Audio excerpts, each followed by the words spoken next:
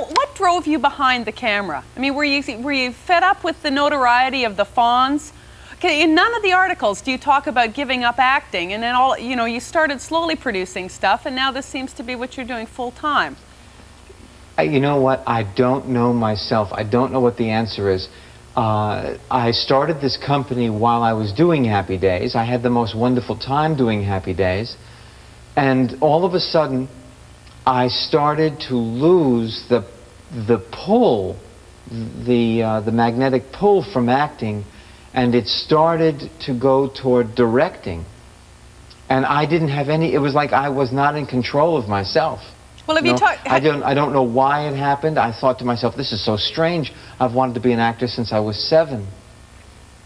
But I have the same intense fright and exhilaration and challenge from directing that I did when I first started thinking about being an actor and working toward that as my goal. Well, I mean, do you equate them? Because it's interesting, because sometimes there's a sort of us versus them mentality about the behind-the-scenes people and the in-front-of-the-cameras people. And the in-front-of-the-camera people can think they're the stars, but the behind-the-scenes people can think, well, we're smarter, we work harder, and we pull the strings and make the decisions.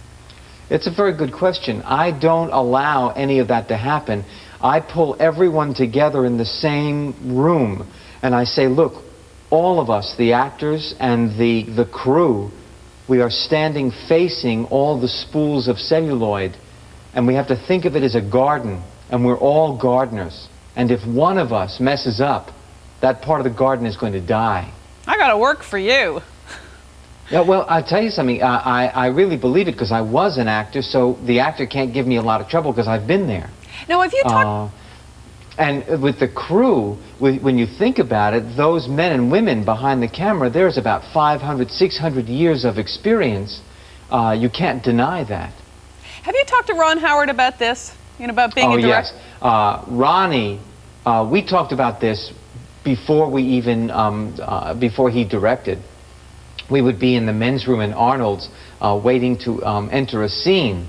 And we would talk about the future, about how he would direct me, which he did. We would act together again 12 years after the show went off the air.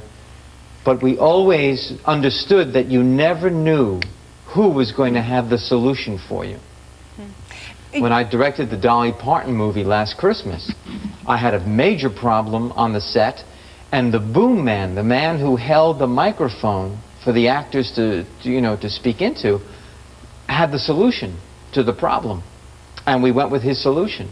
And the jacket, your leather jacket, or Fonz's leather jacket, is really in the U.S. National Museum of History? Yes, it's in the Smithsonian Institute in Washington. And the great thing is there, I went to visit it. I went to visit my jacket. I saw it, sitting there in the television section of the museum, except I forgot a camera. So I had to wait. And this family came by from a very small town in Pennsylvania, and I said, would you do me a favor? Could you take a picture of me with the jacket? And so we did. We took a picture with the whole family, with me, with them, and everything. And I asked them to send it to me, and they did. They sent it to me in the mail. Didn't you even keep a jacket for yourself? Weren't there 2?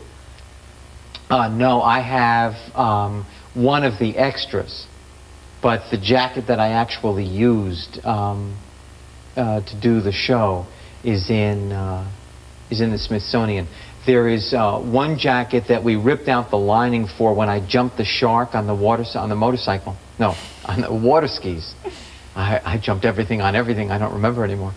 But when we jumped the shark in Hollywood, the show where Richie goes to Hollywood, that stunt jacket is in the Hard Rock Cafe